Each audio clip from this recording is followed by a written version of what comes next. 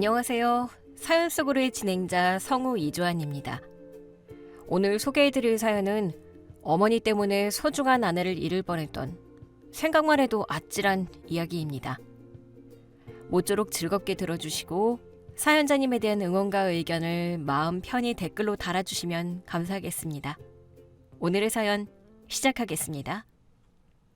저와 아내 지연이는 결혼 3년차 부부였습니다. 연애 2년, 결혼 3년, 도합 5년이라는 시간 동안 우리는 크게 싸운 적이 손에 꼽을 정도로 금실이 좋았습니다. 넉넉지 않은 형편에 시작한 결혼 생활이었지만 맞벌이하며 알뜰살뜰 돈을 모아 전세 대출금을 갚아나가는 재미가 있었습니다. 퇴근길에 떡볶이 순대를 사서 맥주 한 캔을 나눠 마시며 미래를 그리는 그 소소한 일상이 저에게는 더할 나위 없는 행복이었습니다. 하지만 그날 저녁, 그 행복은 예고도 없이 산산조각이 나고 말았습니다. 퇴근하고 돌아온 저를 맞이한 건 따뜻한 저녁 밥상이 아니라 식탁 위에 덩그러니 놓인 이혼설이었습니다. 그리고 그 맞은편에 마치 죄인처럼 고개를 숙이고 앉아있는 아내의 모습이 보였습니다. 집안의 공기는 무겁게 가라앉아 있었고 평소라면 저를 반기며 달려왔을 아내의 눈가는 퉁퉁 부어 있었습니다. 여보, 이게 다 뭐야? 이 서류는 또 뭐고? 장난치지 마. 오늘 만우절도 아니잖아. 장난 아니야. 도장 찍어줘. 우리 헤어져. 지연아, 왜 그래? 무슨 일이 있었어? 회사에서 안 좋은 일이라도 있었던 거야? 갑자기 헤어지자니 그게 무슨 말도 안 되는 소리야. 우리가 왜 헤어져? 나 병원 다녀왔어. 병원? 어디 아파? 검진 결과가 안 좋게 나왔어? 산부인과 다녀왔어. 의사 선생님이 그러시더라. 나 아이 못 낳는데 불임이래. 순간 멍해졌습니다. 불임. 결혼 3년 차에 접어들면서 슬슬 아이 계획을 세우고 있었기에 아내가 느꼈을 충격이 얼마나 컸을지 짐작이 갔습니다. 저는 아내의 손을 덥석 잡았습니다. 얼음장처럼 차가웠습니다. 여보, 괜찮아. 그게 뭐 대수라고 이래. 요즘 의학이 얼마나 발달했는데. 그리고 정 안 되면 우리끼리 살아도 되잖아. 나는 너만 있으면 돼. 아이는 있어도 그만, 없어도 그만이야. 아니, 나는 안 괜찮아. 당신 독자잖아. 어머님이 손주 기다리시는 거 당신도 알잖아. 나 때문에 당신 대 끊기는 거 나 못 봐. 어머니 신경 쓰지 마. 내가 알아서 말씀드릴게. 그리고 입양하면 되잖아. 방법은 많아. 이것 때문에 이혼하자는 건 말도 안 돼. 민준 씨, 구질구질하게 굴지 마. 나 솔직히 자신 없어. 아이 없는 며느리로 평생 어머님 눈치 보면서 살 자신도 없고 당신한테 죄책감 느끼면서 살기도 싫어. 그냥 깨끗하게 끝내자. 내 짐은 이미 다 싸놨어. 짐을 싸다니? 여보, 제발 이러지 마. 대화로 풀 수 있잖아. 내가 더 잘할게. 어머니랑 분가 문제도 내가 다시 강력하게 이야기해볼게. 어? 그만해. 이미 결정 끝났어. 나 지금 나갈 거야. 아내는 제 손을 거칠게 뿌리치고 안방으로 들어갔습니다. 안방에는 이미 커다란 여행용 가방 2개가 놓여 있었습니다. 저는 아내를 따라 들어가 가방을 붙들고 실랑이를 벌였습니다. 그때였습니다. 현관 잠금 장치가 띠리릭 소리를 내며 열렸습니다. 제 어머니였습니다. 비밀번호를 누르고 들어오시는 어머니의 손에는 반찬통이 들려 있었지만 표정은 묘하게 밝아 보였습니다. 마치 좋은 소식이라도 들은 사람처럼 말입니다. 얘들아, 나 왔다. 아범아, 퇴근했냐? 근데 분위기가 왜 이래? 싸웠니? 어머니, 오셨어요? 아니에요. 아무것도 아니에요. 지연이가 지금 몸이 좀 안 좋아서. 저는 황급히 상황을 수습하려 했습니다. 하지만 아내는 보란 듯이 가방을 끌고 거실로 나왔습니다. 어머니는 거실 한가운데 놓인 이혼 서류와 아내의 짐가방을 번갈아 보시더니 놀라는 기색도 없이 혀를 쯧쯧 찼습니다. 어머 얘, 너 지금 짐 싼 거니? 드디어 결심을 한 게냐?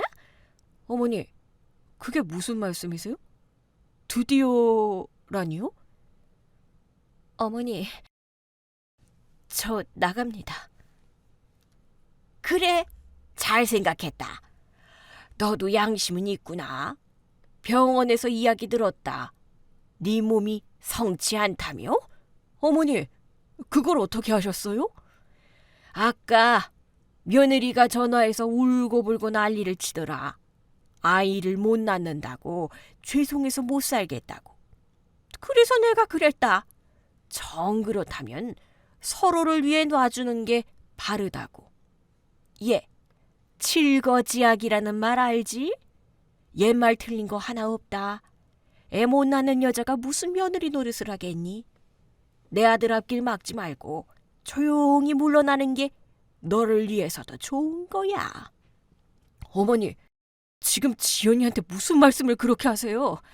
아픈 사람한테 위로는 못 해줄 망정. 민준 씨, 어머님 말씀이 맞아.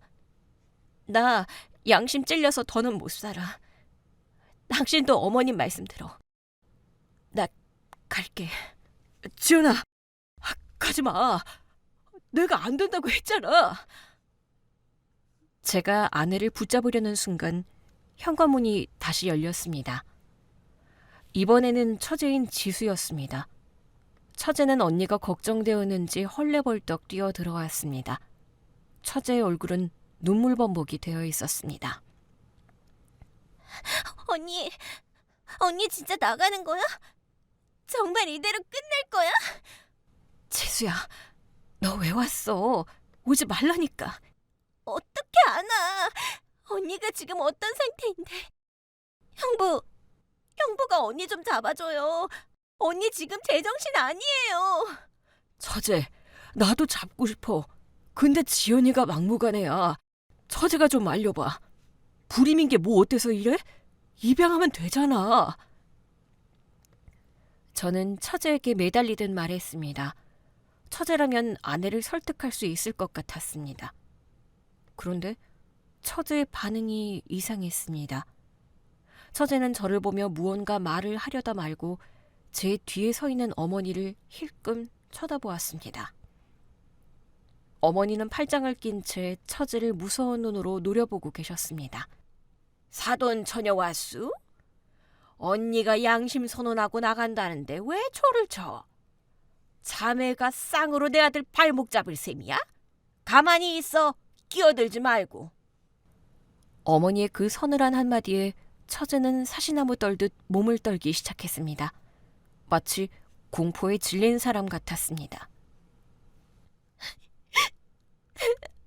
언니. 지수야, 조용히 해. 가자. 아내는 황급히 처제의 등을 떠밀며 현관으로 나갔습니다. 저는 신발도 신지 못한 채 쫓아나갔지만 아내는 이미 엘리베이터 버튼을 누르고 있었습니다. 여보, 제발 다시 생각해보자. 내가 내일 연차 낼게. 우리 다시 이야기해. 쫓아오지 마. 신고할 거야. 위자료도 필요 없고 재산 분할도 필요 없어. 그냥 이 서류에 도장만 찍어서 보내줘. 띵동. 엘리베이터가 도착했습니다.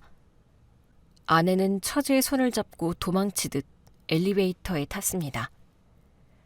닫히는 문틈 사이로 보인 아내의 표정은 슬픔보다는 무언가에 쫓기는 듯한 절박함이 가득했습니다. 그리고 그 옆에서 처제는 여전히 고개를 푹 숙인 채 어깨를 들썩이며 울고 있었습니다. 문이 닫히고 센서등만 깜빡이는 복도에 저 혼자 남겨졌습니다. 망치로 머리를 얻어맞은 것 같았습니다. 이게 현실인가? 3년의 결혼 생활이 이렇게 허무하게 끝날 수 있는 건가? 다리에 힘이 풀려 그 자리에 주저앉았습니다. 집 안으로 다시 들어왔을 때 어머니는 식탁에 앉아 아내가 남기고 간 이혼 서류를 꼼꼼히 훑어보고 계셨습니다. 마치 계약서를 검토하는 사람처럼 진지한 표정이었습니다. 아범아, 들어와서 밥 먹어라. 개 나갔다고 네가 굶을 필요 없다.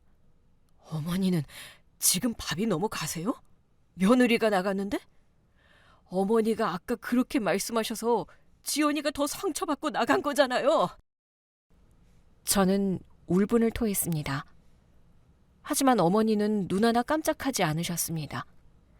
오히려 반찬통 뚜껑을 열며 콧노래까지 흥얼거리셨습니다. 예, 너는 엄마 마음도 모른다. 내가 그동안 걔 때문에 얼마나 섞으려는지 아니? 너희 결혼한 지 3년이 넘도록 소식이 없어서 내가 이용하다는 점집은 다 돌아다녔어. 근데 결국 걔 몸에 하자가 있었던 거 아니냐? 조상님이 도우신 게지. 어머니, 소리 지르지 마라. 그리고 잘 들어라. 걔가 위자료도 필요 없다고 했지? 그게 다 지가 찔려서 그런 거야. 얼른 도장 찍어서 보내고 정리해라. 안 그래도 내가 김 회장님 댁 사모님한테 이야기해뒀다. 김 회장님이라니요? 지금 무슨 소리 하시는 거예요? 너 알지? 엄마 친구 중에 강남에서 크게 사업하는 김 여사. 그 집 딸이 이번에 유학 마치고 들어왔는데 참하고 똑똑해. 무엇보다 건강해서 애도 잘 낳을 관상이더라.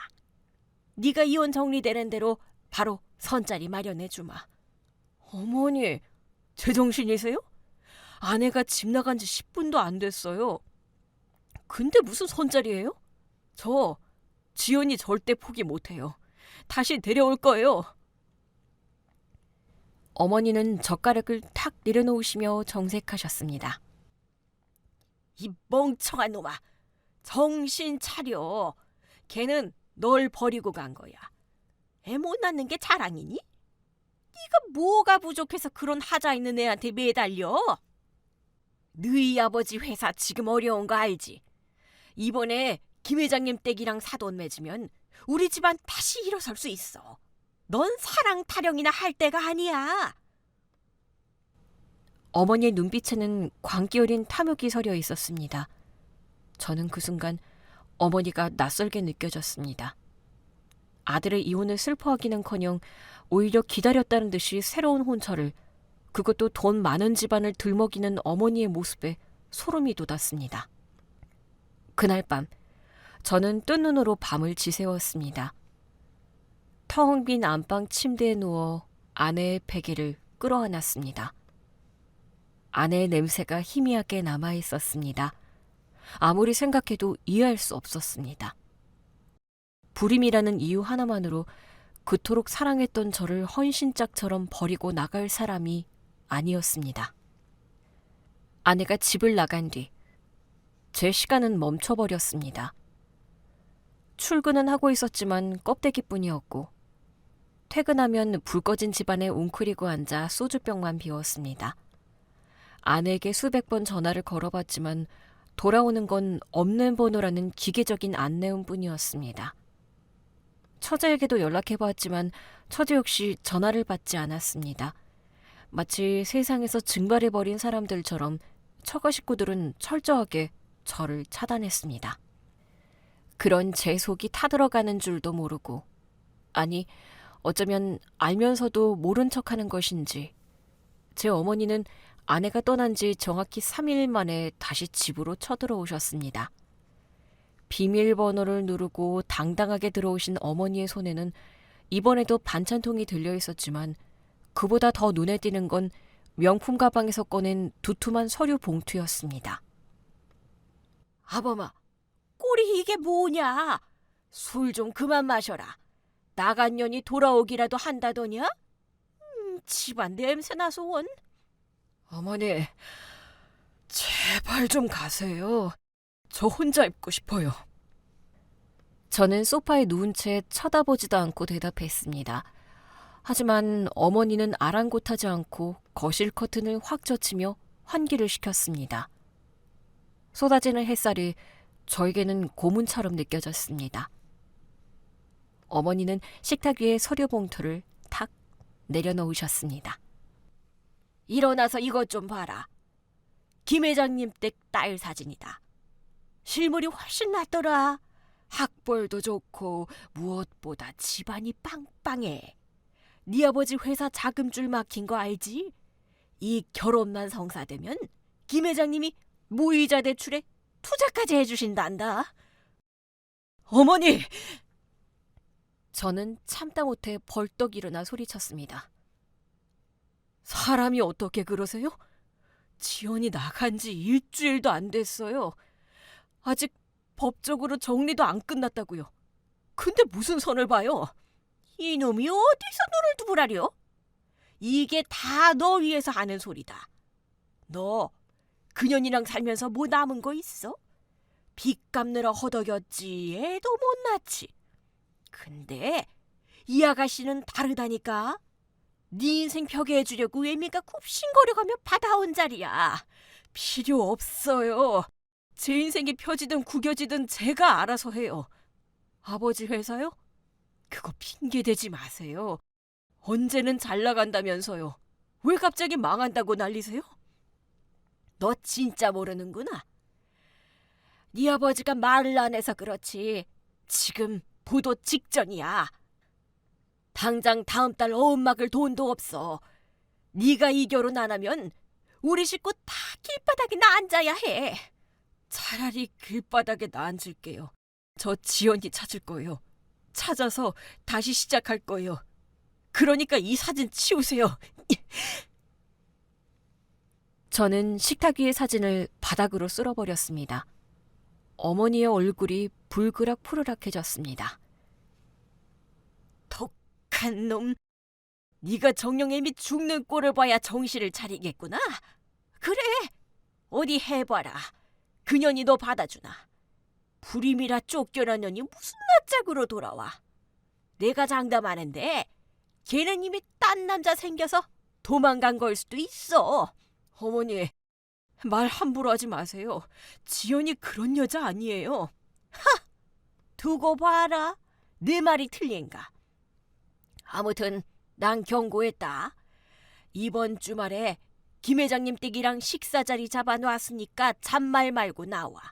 안 나오면 내가 네 회사 찾아가서 돗자리 펴고 놓을 줄 알아. 어머니는 씩씩거리며 현관문을 쾅 닫고 나가셨습니다.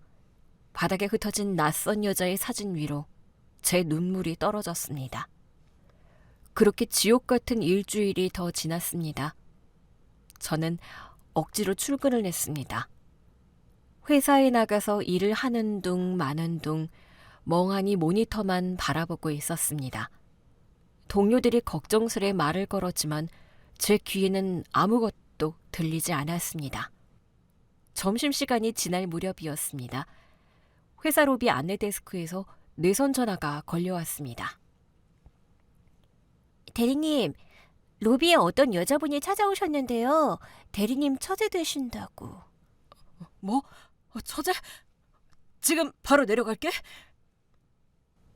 저는 수화기를 던지듯 내려놓고 로비로 뛰어내려갔습니다. 엘리베이터가 내려가는 그 짧은 시간이 영겁처럼 느껴졌습니다. 처제라면 아내의 행방을 알고 있을 테니까요. 지수야! 제가 부르자 처제는 소스라치게 놀라며 입에 손가락을 갖다 댔습니다. 쉿! 형부, 조용히 해요. 누가 보면 어떡해요. 누가 본다니? 그게 무슨 소리야? 너 연락은 왜 안 받았어? 언니 어디 있어? 형부, 여기 너무 트였어요. 안 보이는 대로 가요. 빨리요. 처제는 제 손목을 잡아 끌고 회사 건물 옆 좁은 골목길로 들어갔습니다. 담배 냄새가 나는 으슥한 골목에 들어서서야 처제는 거친 숨을 몰아쉬었습니다. 마스크를 내린 처제의 얼굴은 퀭했고 입술은 다 터져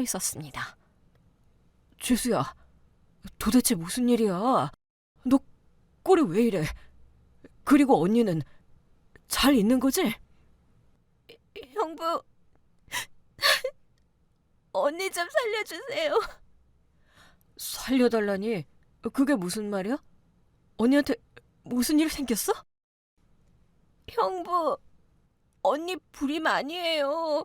다 거짓말이에요. 뭐? 거짓말? 언니 몸 멀쩡해요. 지수야, 똑바로 말해봐. 불임이 아니라니? 그럼 왜 거짓말을 하고 나간 거야? 왜 연락을 끊은 거고? 사돈 어른이 시킨 거예요. 우리 어머니가? 네, 사돈 어른이 회사 망하게 생겼다고 언니가 안 나가면 형부 감옥 간다고 협박하셨어요. 언니가 발목 잡으면 형부 평생 전과자로 썩게 만들 거라고. 그래서 언니가 형부 살리겠다고 거짓말하고 나온 거예요. 그게 무슨... 아무리 회사가 어려워도 그렇지 며느리를 쫓아내? 내가 감옥을 왜 가? 저도 몰라요. 근데 사돈 어른이 빚쟁이들까지 보낸다고 하셨대요. 처제는 주머니에서 꼬깃꼬깃한 쪽지 하나를 꺼내 제 손에 쥐어주었습니다. 손을 얼마나 심하게 더는지 쪽지를 건네는 과정에서 2번이나 떨어뜨릴 뻔했습니다. 이게 뭐야? 언니 있는 곳이에요. 서울 외곽 달동네인데 언니가 절대 형부한테 알리지 말라고 했어요. 알리면 사돈 어른이 형부 해코지한다고. 근데 도저히 안 되겠어요. 언니 저러다 큰일 나요. 재수야, 고맙다. 정말 고맙다. 내가 지금 당장 갈게. 형부, 지금 가시면 안 돼요. 지금 사돈 어른이 사람 붙여놨을 수도 있어요. 밤에 몰래 가세요. 그리고 처제는 주위를 두리번거리더니 제 귀에 대고 속삭였습니다. 언니 혼자 아니에요. 보시면 알 거예요. 형부, 놀라지 마세요. 혼자가 아니라니. 그게 무슨... 처제는 제 말도 듣지 않고 도망치듯 골목길을 빠져나갔습니다. 멀어지는 처제의 뒷모습은 너무나 위태로워 보였습니다. 저는 멍하니 서서 처제가 주고 간 쪽지를 펼쳐보았습니다. 서울시 마마구 마마동 산 24번지 지하 1호. 개발이 멈춘 지 오래되어 재개발조차 포기했다는 서울의 마지막 달동네 주소였습니다. 손이 부들부들 떨려왔습니다. 내 아내가, 사랑하는 지연이가 왜 이런 곳에 숨어 있어야 하는가? 그리고 어머니는 도대체 무슨 짓을 꾸미고 계신 것인가? 저는 회사로 다시 들어가지 않았습니다. 주차장으로 달려가 차에 시동을 걸었습니다. 처제는 밤에 가라고 했지만 저는 1분 1초도 지체할 수 없었습니다. 아내가 위험하다는 생각에 이성이 마비될 지경이었습니다. 서울의 화려한 빌딩 숲을 지나 내비게이션이 가리키는 곳으로 갈수록 도로는 점점 좁아지고 가팔라졌습니다. 처제가 준 쪽지에 적힌 주소는 서울 하늘 아래 이런 곳이 아직 남아있었나 싶을 정도로 외진 달동네였습니다. 차 한 대가 겨우 지나갈 수 있는 좁은 골목길, 다닥다닥 붙어있는 낡은 주택들. 차를 더 이상 가지고 올라갈 수 없어 공터에 세워두고 저는 뛰기 시작했습니다. 가파른 계단을 오르는 내내 숨이 턱끝까지 차올랐지만 멈출 수 없었습니다. 불길한 예감이 등 뒤를 떠밀었기 때문입니다. 제발, 제발 무사해라. 지연아, 제발. 번지수를 확인하며 미로 같은 골목을 헤매길 20분. 드디어 쪽지에 적힌 집을 찾았습니다. 칠이 다 벗겨진 대문, 그 옆으로 난 좁고 가파른 계단 아래 위치한 지하 단칸방. 햇빛 한 줌 들지 않는 그 음습한 곳이 제 아내가 숨어있는 곳이라니 믿고 싶지 않았습니다. 계단을 내려가자 퀴퀴한 곰팡이 냄새가 코를 찔렀습니다. 녹슨 철문 앞에는 누가 버린 것인지 모를 낡은 유모차 하나가 덩그러니 놓여 있었습니다. 저는 떨리는 손을 들어 철문을 두드렸습니다. 지연아, 안에 있어? 나야, 민준이. 대답이 없었습니다. 안에서 달그락거리는 소리가 들린 것 같았는데 제 목소리가 들리자마자 쥐죽은 듯 고요해졌습니다. 지연아, 제발 문 좀 열어줘. 지수가 알려줘서 왔어. 너 위험하다며. 나랑 이야기 좀 해. 제가 문고리를 잡고 흔들자 안에서 다급하게 잠금 장치를 거는 소리가 들렸습니다. 가란 말이야. 여기 오면 안 돼. 지연아, 나 안 가. 네가 문 열 때까지 여기 있을 거야. 어머니가 협박했다며. 나 감옥 간다고 했다며. 그거 다 거짓말이야. 나 회사 잘 다니고 있어. 거짓말? 문 너머의 인기척이 멈췄습니다. 그래, 거짓말이야. 잠시 후 철문의 잠금 장치가 풀리는 소리가 찰칵하고 들렸습니다. 지연아, 너 배가... 아내는 헐렁한 티셔츠를 입고 있었지만 앞으로 볼록하게 솟아오른 배는 숨길 수가 없었습니다. 그것은 단순히 살이 찐 게 아니었습니다. 누가 봐도 명백한 임산부의 배였습니다. 그것도 아주 많이 부른 만삭에 가까운 몸이었습니다. 오지 마. 오면 안 돼. 아내는 부른 배를 양팔로 감싸 안으며 뒷걸음질 쳤습니다.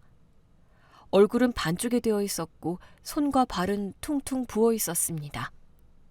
불임이라서 헤어지자던 여자, 아이를 못 낳아 죄인이라며 떠났던 여자. 그런데 그 여자가 지금 제 아이를 품고 이 차가운 지하방에서 떨고 있었습니다. 저는 신발을 신은 채로 방 안으로 뛰어들어가 아내를 와락 끌어안았습니다. 이게 뭐야? 이게 다 뭐야? 불임이라며, 아이 못 낳는다며. 근데 이게 뭐야? 여보, 민준 씨. 아내의 몸에서 힘이 빠져나갔습니다. 저는 아내를 부축해 낡은 장판 위에 앉혔습니다. 방 한구석에는 인형 누나를 붙이는 부업거리가 산더미처럼 쌓여 있었고 먹다 남은 컵라면 용기가 굴러다니고 있었습니다. 이 몸으로, 이 만삭의 몸으로 여기서 혼자 뭘 하고 있었던 건지 상상하니 억장이 무너졌습니다. 말해봐. 어떻게 된 거야? 왜 거짓말했어? 왜 나한테 말 안 했어? 무서워서 그랬어. 어머니가 다 감옥 보낸다고 해서. 어머니가 뭐? 똑바로 말해봐. 어머니가 뭐라고 했어? 당신 회사 횡령한 거 어머니가 다 알고 계신다고 했어. 내가 지금 당장 이혼하고 사라지지 않으면 당신 횡령죄로 감옥 보낼 거라고. 증거도 다 가지고 있다고 하셨어. 횡령? 내가? 기가 찼습니다. 저는 회계팀도 아니고 영업팀이었습니다. 자금을 횡령할 위치도 아니었고 그런 짓을 할 배포도 없었습니다. 그리고 내가 임신하면 뱃속에 있는 애도 가만 안 두겠다고 하셨어. 당신 전과자 만들기 싫으면, 그리고 애 지키고 싶으면 죽은 듯이 살라고. 위자료도 필요 없다고 각서 쓰고 나가라고. 안 그러면 빚쟁이들 풀어서 우리 친정 식구들까지 다 길바닥에 나앉게 만들 거라고. 세상에. 지연아, 잘 들어. 나 횡령 같은 거 한 적 없어. 우리 회사, 아버지 회사랑 관련도 없어. 나 그냥 월급쟁이야. 아버지가 회사 어렵다고 한 것도 다 거짓말이야. 정말? 정말 당신 감옥 안 가? 그래, 안 가. 어머니가 너 내쫓으려고, 너랑 나 갈라놓으려고 꾸민 연극이야. 아내는 그제야 참았던 큰 울음을 터뜨렸습니다. 제 품에 안겨 아이처럼 엉엉 울었습니다. 저는 아내의 부른 배 위에 조심스럽게 손을 올렸습니다. 툭 하고 안에서 무언가가 제 손바닥을 쳤습니다. 태동이었습니다.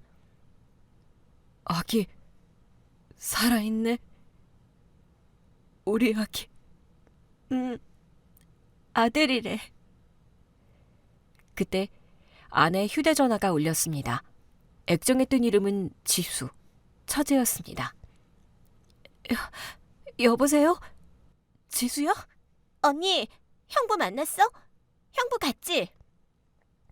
전화기 너머로 들리는 처제의 목소리는 다급했습니다. 만났어. 형부가 다 거짓말이래. 다행이다. 진짜 다행이다. 언니, 근데 지금 큰일 났어. 사돈 어른이 뭔가 눈치채신 것 같아.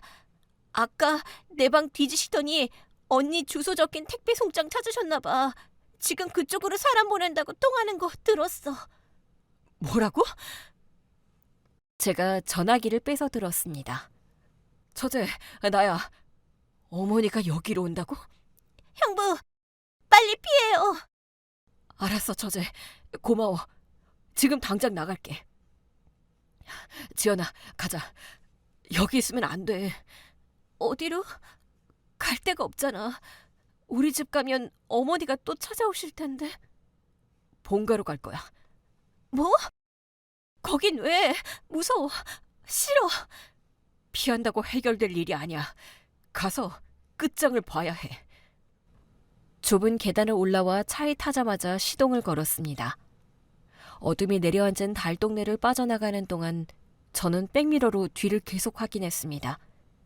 혹시나 어머니가 보낸 사람들이 따라오지는 않을까. 제 옆에는 만삭의 아내가 배를 움켜쥐고 불안에 떨고 있었습니다. 걱정 마. 이제 아무도 너 못 건드려.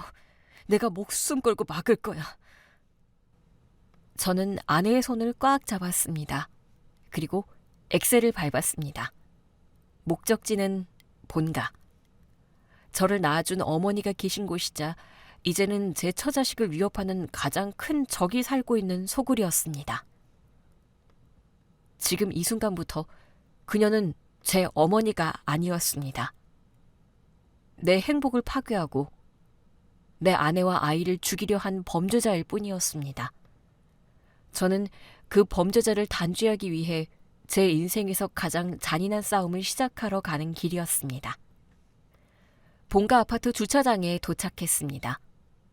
익숙한 풍경이었지만 그날따라 모든 것이 낯설고 섬뜩하게 느껴졌습니다. 지연아, 나만 믿어. 내 뒤에 딱 붙어 있어. 무슨 소리를 들어도 절대 흔들리지 마. 알았어, 민준 씨. 나 무서워. 어머니가 당신한테 해코지하면 어떡해? 걱정 마. 잃을 게 없는 사람이 제일 무서운 법이야. 지금 나는 너랑 우리 아기 말고는 다 버릴 각오가 되어 있어. 우리는 엘리베이터를 타고 현관 앞에 섰습니다. 도록 덮개를 올리고 비밀번호를 눌렀습니다. 띠리릭. 경쾌한 전자음이 울리고 문이 열렸습니다.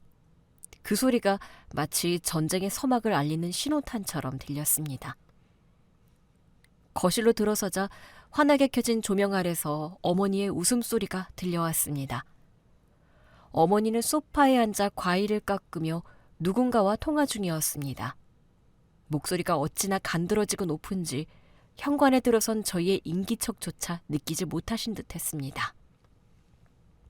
아이고, 사부인. 아니지, 김 회장님, 사모님. 네, 그럼요. 우리 민준이가 얼마나 기대하고 있는지 몰라요. 이번 주말에 뵈면 날짜부터 잡으시죠. 혼수는 무슨 혼수예요? 몸만 오면 되죠.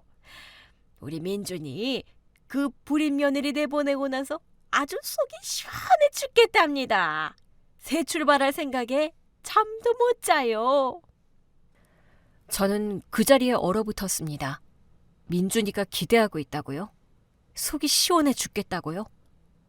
며느리가 지하 단칸방에서 컵라면으로 끼니를 때우며 공포에 떨고 있을 때 어머니는 저렇게 희희낙낙하며 아들을 팔아넘길 흥정을 하고 계셨습니다. 피가 거꾸로 솟는다는 게 이런 느낌일까요? 머릿속의 퓨즈가 툭 하고 끊어지는 것 같았습니다.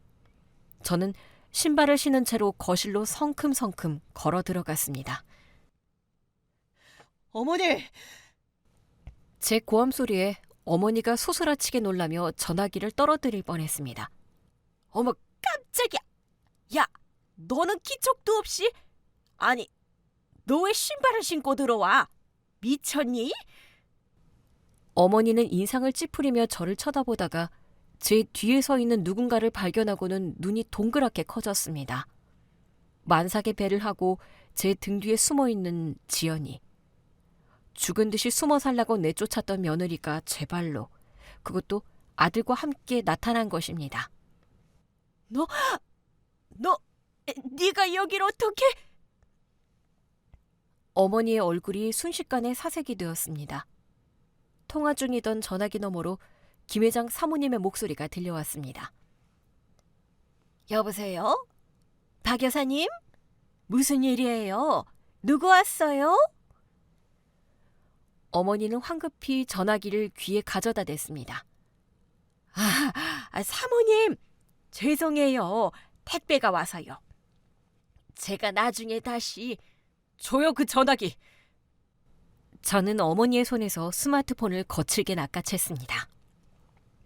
야, 너 뭐하는 짓이야? 당장 내놔. 그분이 누구신 줄 알아? 알죠. 아들을 돈 받고 팔아넘기려던 그 대단하신 사돈떼가 아니십니까? 저는 전화기에 대고 소리쳤습니다. 여보세요? 저 박민준입니다. 잘 들으세요? 저 결혼 안 합니다. 아니, 못 합니다. 제 아내가 여기 있거든요. 제 뱃속에 아이까지 품고 있는 제 아내가 여기 두 눈 시퍼렇게 뜨고 살아있는데 누가 결혼을 한다는 겁니까? 네? 아내라니요. 이혼했다면서요. 불임이라면서요. 다 사기입니다. 우리 어머니가 꾸민 자작극이라고요. 다시는 저희 집에 연락하지 마십시오. 당신 딸 사기 결혼 당할 뻔한 겁니다. 저는 대답도 듣지 않고 통화 종료 버튼을 눌렀습니다. 그리고 분을 이기지 못해 스마트폰을 바닥에 내동댕이 쳤습니다. 팍하는 소리와 함께 액정이 산산조각 났습니다. 내 전화기!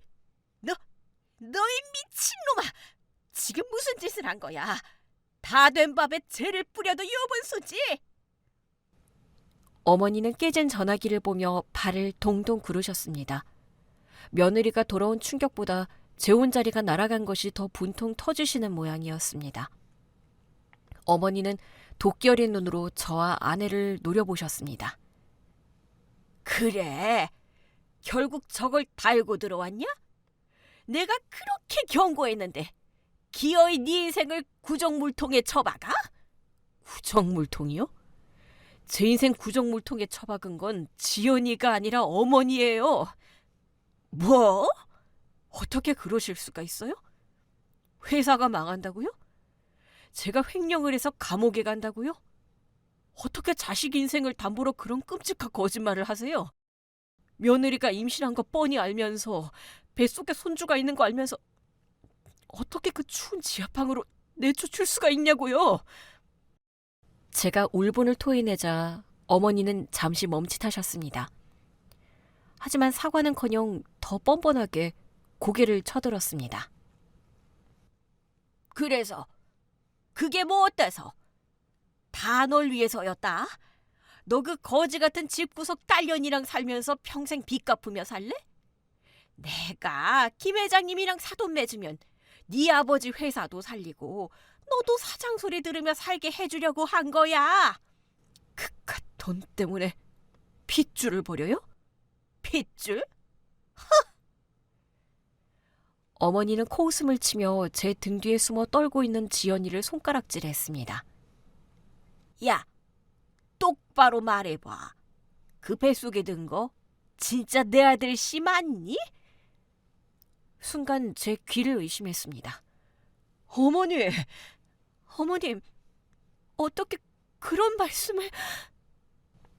아내가 충격에 입을 틀어막았습니다. 어머니는 표독스러운 표정으로 쏘아붙였습니다. 내가 널 어떻게 믿니? 3년 동안 소식 없다가 쫓겨나기 직전에 덜컥 애가 들어섰다? 그거 혹시 딴 놈 씨 받아서 우리 민준이 발목 잡으려는 수작가 아니야? 그만해! 저는 더 이상 참지 못하고 테이블을 걷어찼습니다. 와장창 과일 접시가 떨어지며 유리 조각이 사방으로 튀었습니다. 당신이 사람이야? 그러고도 엄마야? 어떻게 며느리한테 그런 입에 담지도 못할 말을 해? 이놈이 어디서 행패야? 너 저 기집년한테 홀려서 애미도 안 보이니? 네, 안 보여요. 이제 제 눈에 어머니는 없어요. 그냥 돈에 미친 괴물로밖에 안 보여요. 저는 숨을 헐떡이며 어머니를 노려보았습니다. 어머니는 제 기세에 눌려 한 걸음 뒤로 물러나셨습니다. 저는 떨고 있는 아내의 어깨를 감싸 안고 어머니 앞으로 한 발짝 다가갔습니다. 어머니가 원하시던 게 이거죠? 돈 많고 대 끊기지 않게 해줄 며느리. 자, 보세요. 여기 당신 며느리가 있고 당신 손주가 있어요. 당신이 그토록 바랐던 건강한 아이를 품고 있다고요. 저는 아내의 부른 배를 어머니 눈앞에 들이밀었습니다. 어머니의 시선이 흔들렸습니다. 근데 그거 아세요? 이 아이 평생 어머니 얼굴 모를 겁니다. 제가 그렇게 만들 거예요. 뭐라고? 어머니는 할머니 자격 없어요. 아니, 제 어머니 자격도 없어요. 며느리를 내쫓고 손주를 지으려고 흥신소 사람까지 보내? 그게 사람이 할 짓이에요? 너 지금 나하고 인연이라도 끊겠다는 거냐? 나 없이 네가 잘 살 수 있을 것 같아? 네 아버지 회사가 그 거짓말 좀 그만하세요. 아버지 회사 멀쩡한 거 다 확인했어요. 그리고 설령 망한다고 해도 상관없어요. 저 어머니 도움 1원 한 푼 안 받고 살 겁니다. 저는 품에서 미리 준비해온 서류 봉투를 꺼내 어머니 발치에 던졌습니다. 이게 뭐냐? 어머니가 지연이한테 쓰라고 강요했던 위자료 포기각서, 그리고 협박했던 문자 내용들 제가 다 복구했어요. 그리고 방금 어머니가 하신 말씀 여기 다 녹음됐고요. 저는 주머니에서 녹음 중이던 핸드폰을 꺼내 보여주었습니다. 어머니 얼굴이 흑빛으로 변했습니다. 이거 들고 경찰서 갈 겁니다. 협박죄, 강요죄, 그리고 사기 미수까지. 민준아, 너 설마 진짜 그러진 않겠지? 애미 감옥 보낼 셈이냐? 어머니의 목소리가 떨리기 시작했습니다. 이제야 겁이 나시는 모양이었습니다. 감옥 가기 싫으시면 다시는 우리 앞에 나타나지 마세요. 전화도 하지 마시고 찾아오지도 마세요. 만약 지연이나 처제, 처갓집 식구들 털끝 하나라도 건드리면 그땐 제가 진짜 다 터뜨릴 겁니다. 김 회장님 댁에도 이 녹음 파일 보낼 거고요. 야, 박민준, 네가 어떻게 나한테 이럴 수 있어? 내가 널 어떻게 키웠는데? 키워주신 은혜는 30년 동안 아들 노릇하며 갚았다고 생각합니다. 이제 저는 제 아내와 제 자식 지키러 갑니다. 어머니 아들은 오늘부로 죽었습니다. 민준아, 안 돼! 가지 마라! 어머니가 제 팔을 잡으려 했지만 저는 매정하게 뿌리쳤습니다. 어머니는 깨진 유리 조각 위로 주저앉으셨습니다. 아이고, 내가 자식 새끼 키웠네. 저런 여우 같은 년한테 올려서 지혜미를 버려? 전벌 받는다 이놈아. 등 뒤에서 들려오는 어머니의 악다구니가 비수가 되어 꽂혔습니다. 하지만 저는 뒤돌아보지 않았습니다. 제 옆에는 만삭의 아내가 제 손을 생명줄처럼 꽉 잡고 있었으니까요. 아내의 손에서 전해지는 온기만이 저에게 유일한 현실이었습니다. 현관문을 열고 나오는 순간 차가운 밤 공기가 얼굴을 때렸습니다. 하지만 그 공기는 집안의 탁한 공기보다 훨씬 상쾌했습니다. 엘리베이터가 닫히는 순간까지 어머니의 고함 소리가 복도에 울려 퍼졌지만 문이 닫히자 세상은 다시 고요해졌습니다. 여보, 괜찮아? 정말 이래도 되는 거야? 엘리베이터 안에서 아내가 울먹이며 물었습니다. 저는 아내의 얼굴을 닦아주며 미소 지었습니다. 괜찮아. 아니, 진작 이랬어야 했어. 내가 너무 늦어서 미안해. 너랑 우리 아기 저런 지옥 속에 방치해서 미안해. 아니야. 와줘서 고마워. 나 진짜 죽는 줄 알았어. 이제 다 끝났어. 아무도 우릴 갈라놓을 수 없어. 가자. 우리 집으로. 우리는 맞잡은 손을 놓지 않고 주차장으로 향했습니다. 하늘에는 별이 유난히 밝게 빛나고 있었습니다. 하지만 악연은 그리 쉽게 끊어지는 게 아니라고 했던가요? 어머니의 몰락은 여기서 끝이 아니었습니다. 제가 던지고 온 그 말이 씨앗이 되어 어머니에게 더 큰 파멸을 불러오고 있다는 것을 그때는 미처 알지 못했습니다. 그날 밤, 본가를 뛰쳐나온 우리는 곧바로 처갓집 근처로 거처를 옮겼습니다. 아내의 안정을 위해 서울의 삭막한 공기를 벗어나 경기도 외곽의 조용한 동네에 작은 전셋집을 마련했죠. 비록 예전보다 집은 좁아졌지만 우리 부부의 마음은 그 어느 때보다 넓고 평온했습니다. 처제는 그동안 언니를 지키지 못했다는 죄책감에 시달렸는지 하루가 멀다고 저희 집을 드나들며 언니의 손발이 되어 주었습니다. 장모님과 장인어른께도 자초지종을 말씀드렸습니다. 두 분은 불같이 화를 내시며 당장이라도 사돈댁에 쳐들어가겠다고 하셨지만 만삭인 딸을 보며 간신히 참으셨습니다. 대신 제 손을 꼭 잡고 눈물을 글썽이며 말씀하셨습니다. 김서방, 자네만 믿네. 다시는 내 딸 눈에서 눈물 나게 하지 말게. 걱정 마세요, 장모님. 제 목숨 걸고 지키겠습니다. 다시는 그 지옥으로 돌아가지 않게 할 겁니다. 그렇게 우리는 서로의 상처를 보듬으며 출산 준비를 시작했습니다. 아내의 부른 배는 하루가 다르게 커져갔고 태동도 힘차게 느껴졌습니다. 우리는 아이의 태명을 복덩이라고 지었습니다. 온갖 고난을 이겨내고 우리에게 다시 찾아온 복 같은 존재였으니까요. 반면 제 어머니의 세상은 급격하게 무너져 내리고 있었습니다. 제가 본가에서 난동을 부리고 나온 그날, 어머니의 전화기로 연결되었던 김 회장 사모님이 결정타였습니다. 강남 바닥에서 입김이 센 그분은 어머니가 아들의 이혼과 임신 사실을 숨기고 사기 결혼을 추진하려 했다는 사실을 동네방네 소문내고 다니셨습니다. 박 여사 그 여자 아주 무서운 여자야.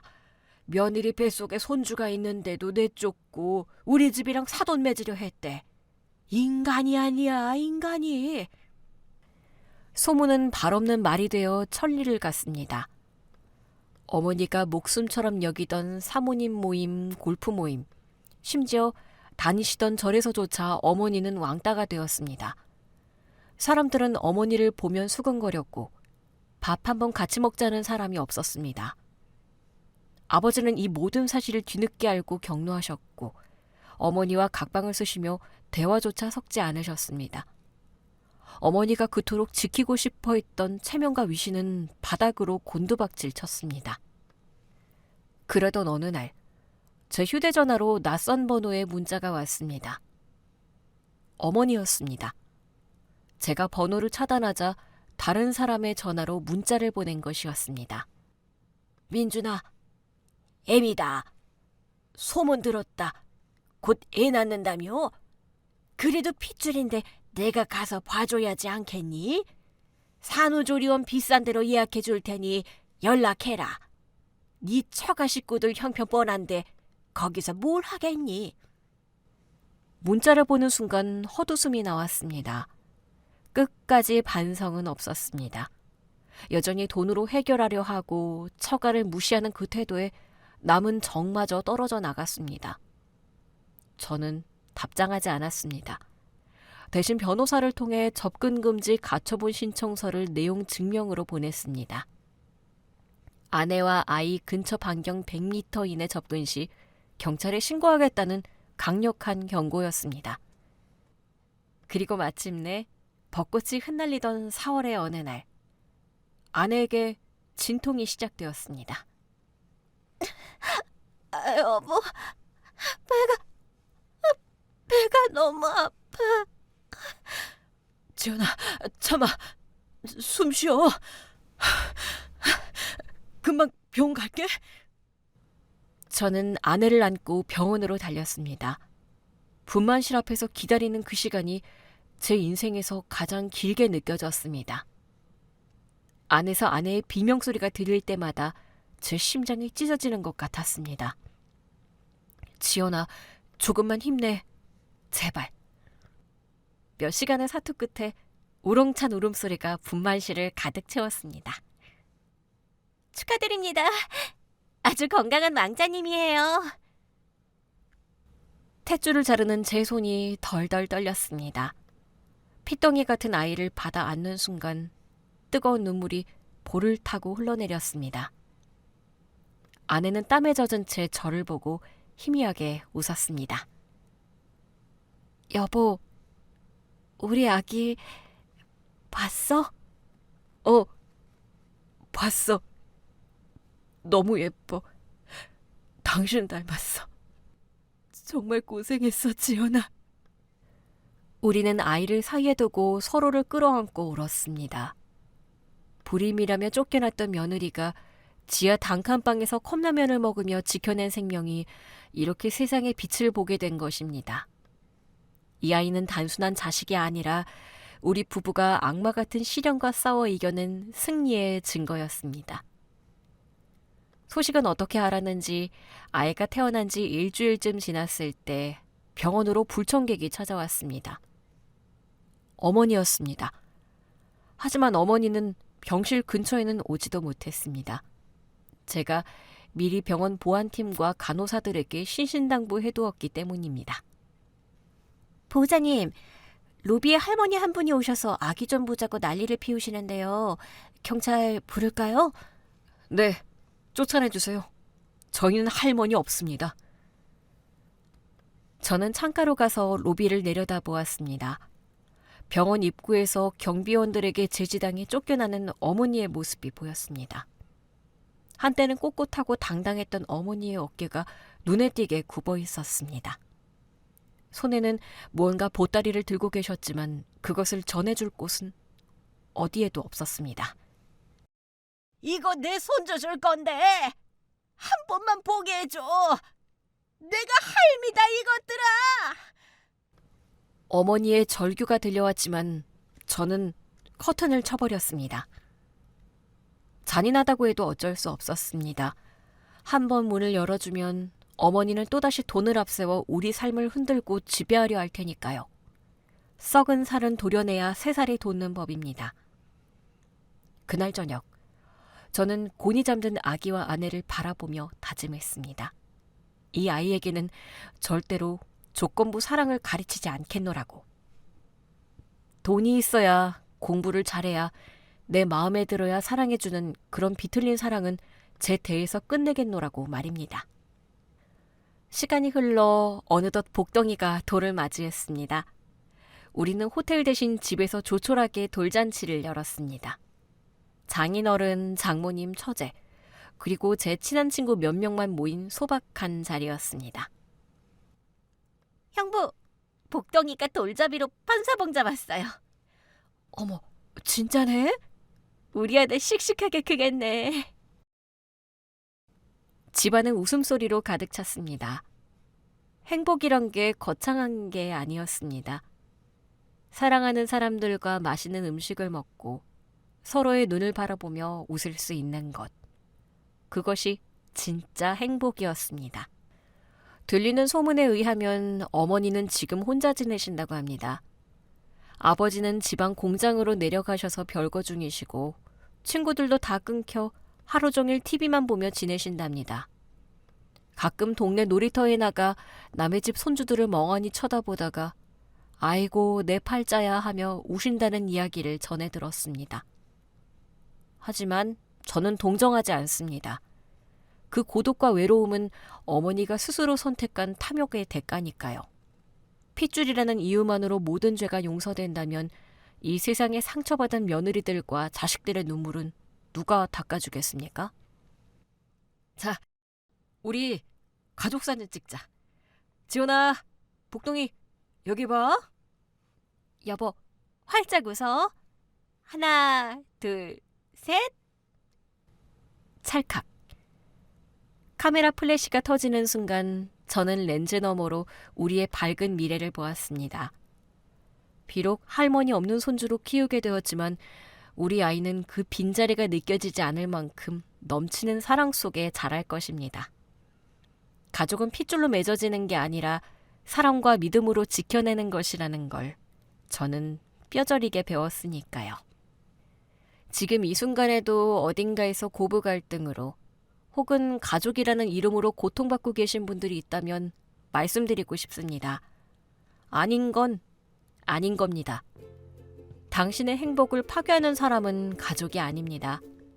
용기를 내세요. 그리고 당신을 진정으로 사랑해주는 사람들의 손을 잡으세요.